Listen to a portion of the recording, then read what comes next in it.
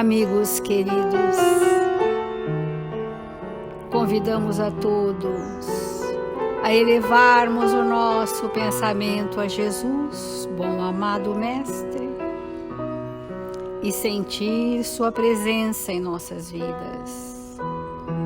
Sentir os mensageiros do Seu amor na terra de nós se aproximar, para derramarem sobre nós as vibrações da verdade, do amor a toda a humanidade da terra. Aqui estamos, Senhor, confiantes,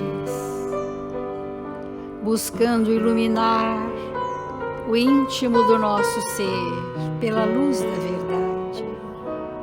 e envasculhando o nosso íntimo, desvendar dos caminhos que precisamos trilhar para sanearmos em nós os males que nos atormentam.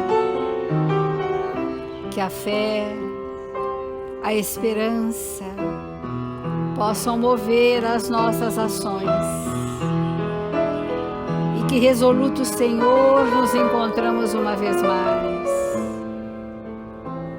para nos alistarmos às fieiras dos trabalhadores da vossa vinha, para que ao estendermos as nossas mãos no trabalho, possamos estender dos nossos sentimentos mais purificados. E assim, Senhor, ainda que na última hora, aqui estamos, Mestre, faça-nos instrumentos dignos e úteis, onde quer que estejamos, hoje e sempre, e que assim seja.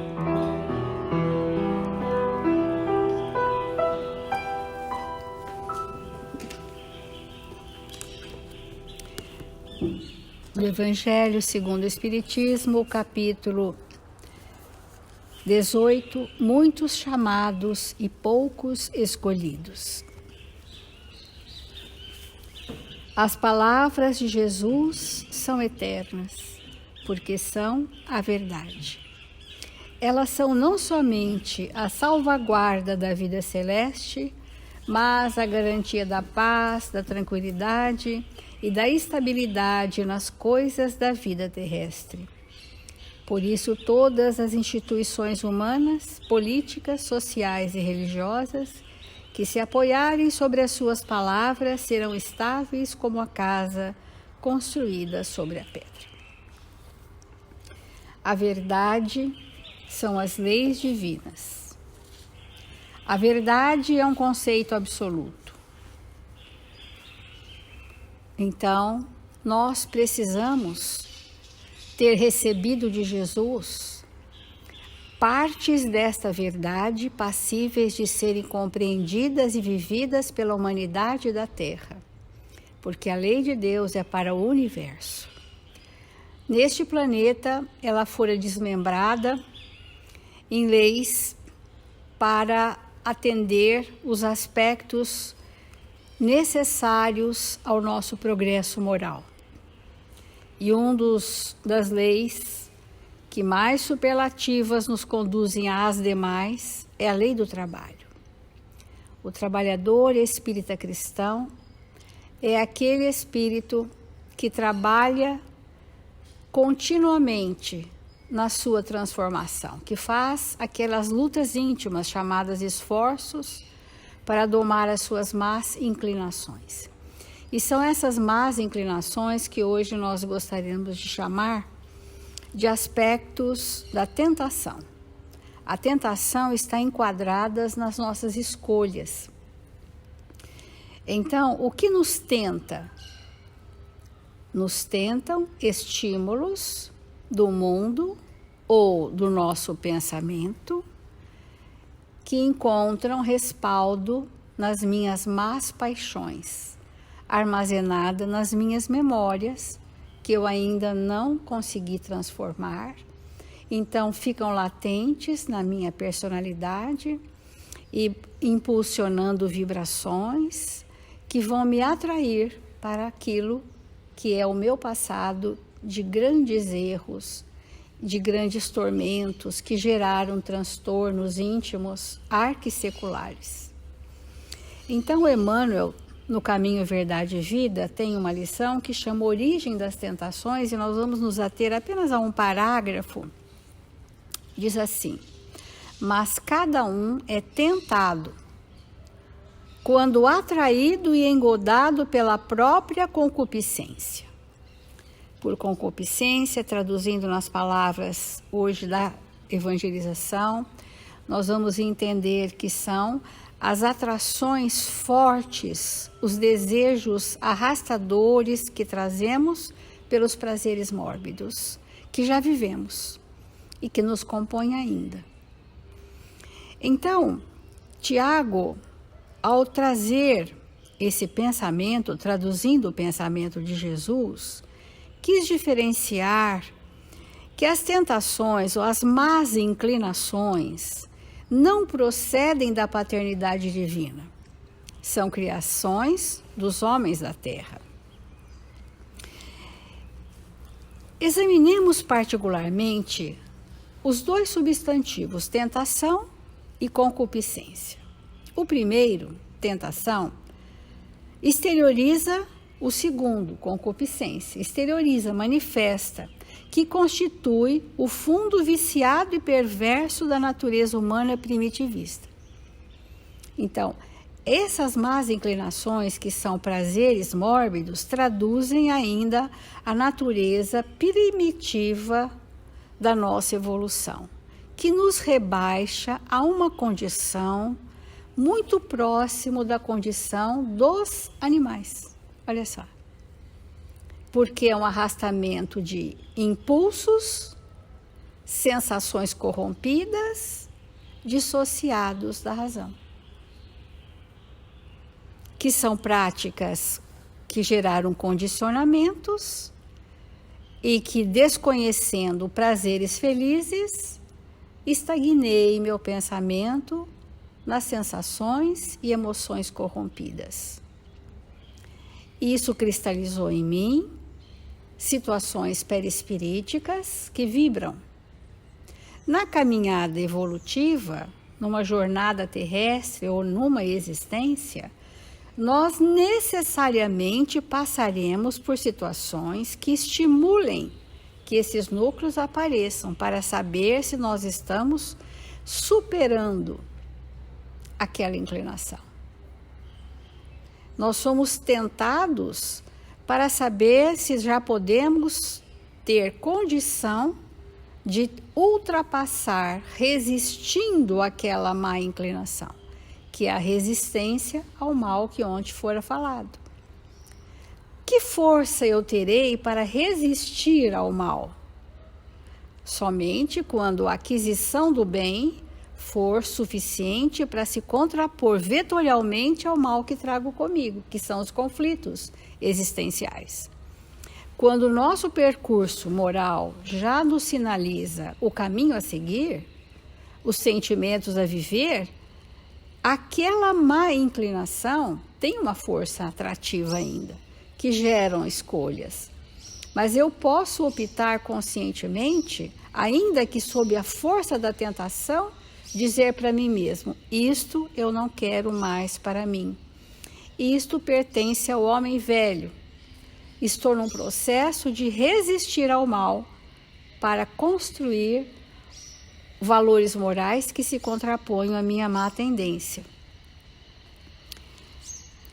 Então, constitui o fundo viciado e perverso da natureza humana. É disso que nós estamos falando, que move as nossas escolhas. Ser tentado é ouvir a malícia própria, é abrigar os inferiores alvitres de si mesmo. Porquanto, ainda que o mal venha do exterior, somente se concretiza e persevera se com ele afinamos na intimidade do coração. Se há sintonia conosco, se a identificação conosco, a gente anui, a gente aceita. E é muito importante nós salientarmos nesse momento dessa passagem do mundo para um mundo de regeneração, que para que o nosso fundo viciado e perverso permaneça, nós temos buscado teorias e explicações para justificar um transtorno íntimo que nós queremos dar continuidade com o aplauso da moral social. E a prevalecência dessas más paixões no mundo contemporâneo tem trazido muitas confusões de valores, inversões de princípios.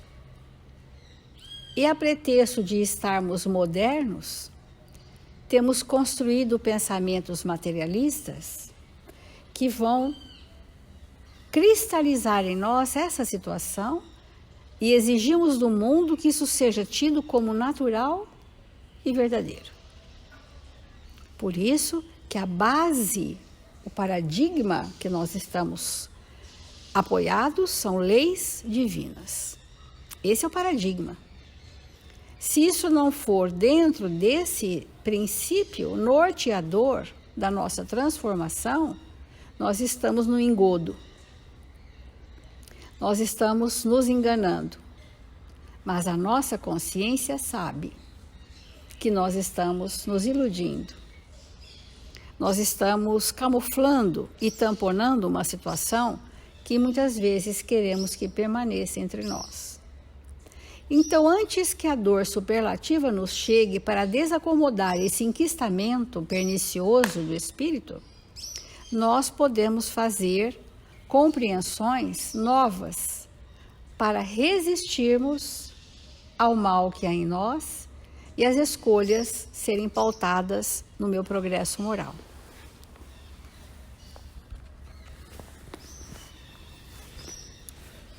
Bom dia a todos, amigos. Nossa contribuição hoje dentro desse tema que a Célia nos trouxe da tentação e das escolhas, parte dos comentários que eu vou procurar fazer poderão ser encontrados assim de maneira mais ampla na lição 101 do livro Pão Nosso, que tem o título de Resiste à Tentação. Então, como a Célia nos colocou, nós, pela misericórdia de Deus, a bondade de Jesus que nos acolheu, nós estamos cingidos a esse planeta que, ainda que em transição, ainda é um planeta de provas e expiações. E, portanto, ele se destina a espíritos, de maneira geral, hoje, como a evangelização nos esclarece, que estão ou em tormentos ou em conflitos.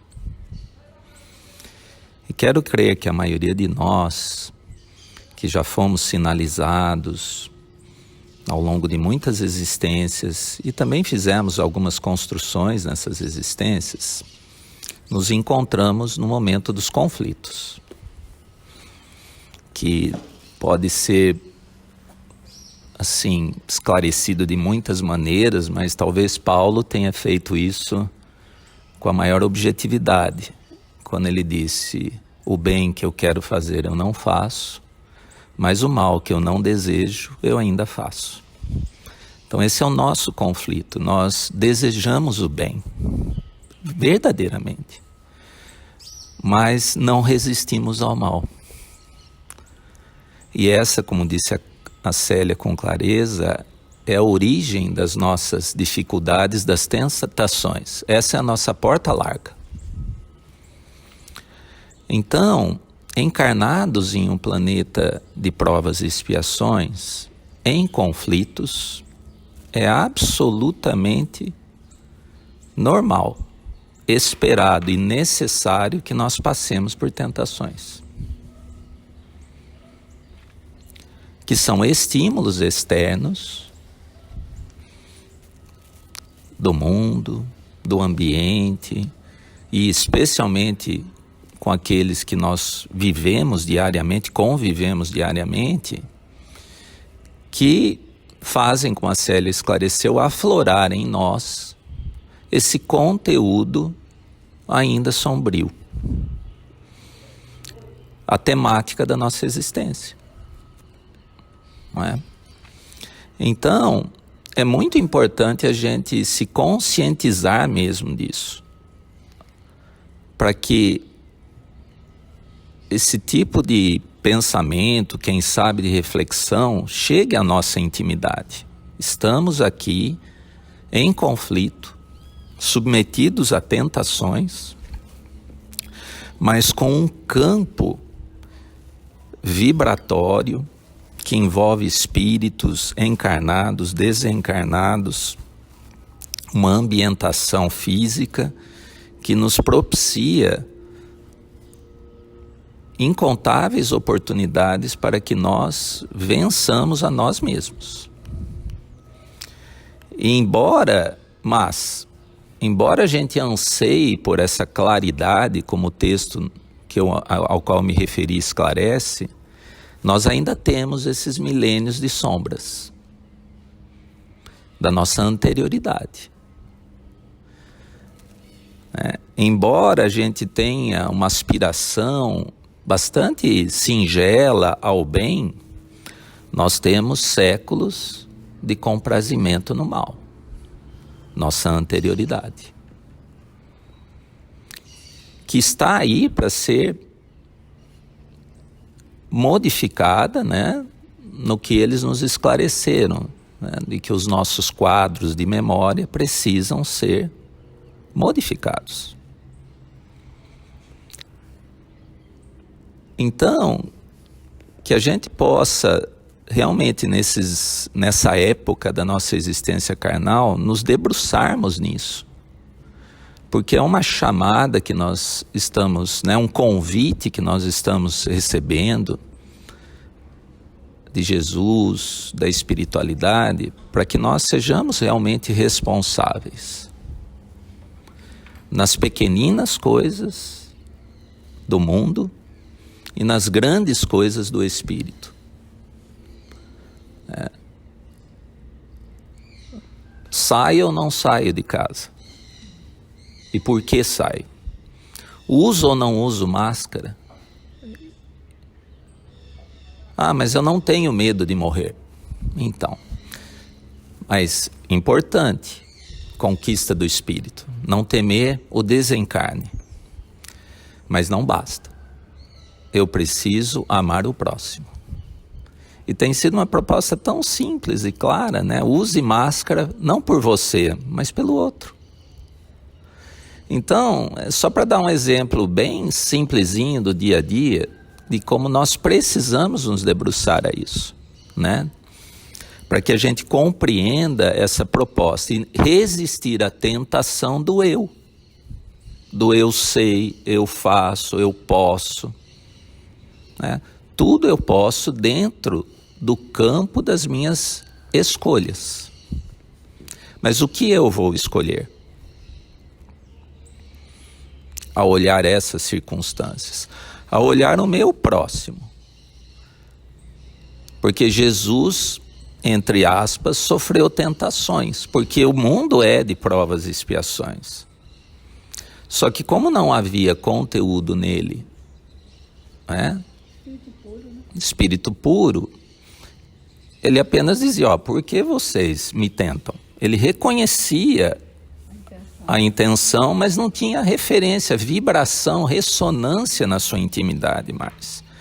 E aí ele trazia explicações que nos surpreendiam, né? Absurdamente até hoje. Dai a César o que é de César e a Deus o que é de Deus. Porque é tão simples. Pois é, o Espírito puro é simples. Então, que nós possamos lançar mão disso em nós, para que, ao olhar as tentações do dia a dia, como a Célia diz, quando o outro se equivoca segundo o nosso ponto de vista, que a gente não veja o erro dele, né? Porque se eu só consigo ver o equívoco do outro, na verdade, como ela nos esclareceu muitas vezes, eu revelo o mal que existe em mim. Se eu não consigo ver o bem que existe no outro, o irmão, o espírito que está junto a mim para me ajudar no meu caminhar, se eu só vejo o mal nele, na verdade, eu estou revelando o mal que existe em mim. Essa é uma das grandes tentações que nós caímos quase que diariamente. Porque há quem diga que o contrário do amor não é o ódio, é o julgamento. E o julgamento conduz a comportamentos odiosos. A crítica, a maledicência, tudo parte frequentemente de um julgamento. E o julgar é não ver o bem que há no outro, apenas o mal que há em mim. Então, para que a gente consiga sobrepujar, vencer essa sombra do passado que se antepõe aos nossos desejos de regeneração, é importante que a gente reconheça o bem que o outro nos faz, ainda que se comportando mal. E a gente resista à tentação de combater o mal com o mal. E que iluminemos a nossa intimidade, né, com o que já nos foi esclarecido, com a brandura, com a paciência, que nós já construímos um tantinho dentro de nós. Mas que a gente, ao ceder, a escolher a porta larga, nós deixamos de lado, porque não dá, né? Luz e sombra não convivem.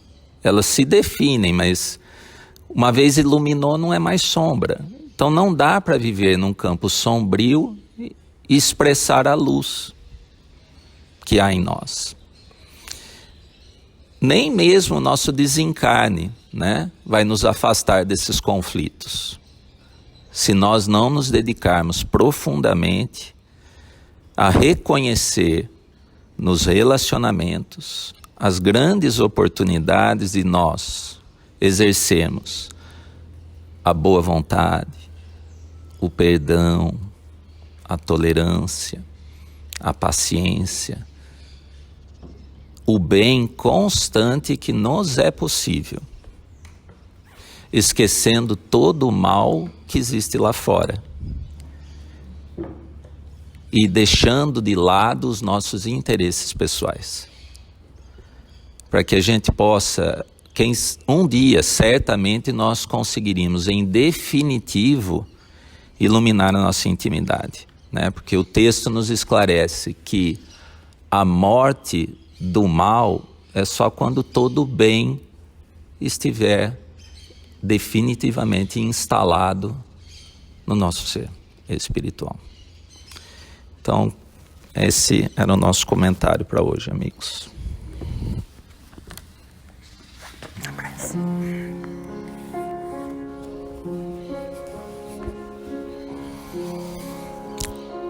Senhor Jesus, bom e amado Mestre, queremos mais uma vez expressar do íntimo do nosso ser a nossa gratidão ao Teu Espírito bondoso e à pleiade de espíritos luminosos que amparam nossas existências no dia a dia, perseverando, nos estimulando ao bem, nos oportunizando possibilidades de escolhas mais felizes. Quanto temos recebido, Senhor,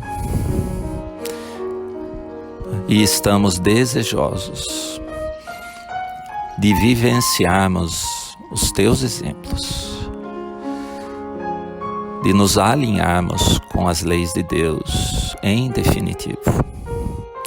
E por isso rogamos o acréscimo do teu amparo a envolver a cada um de nós, aos nossos familiares, aos nossos amigos, àqueles que ainda não conseguimos amar, a esta casa de orações e estudo, a esse querido país que nos recebeu.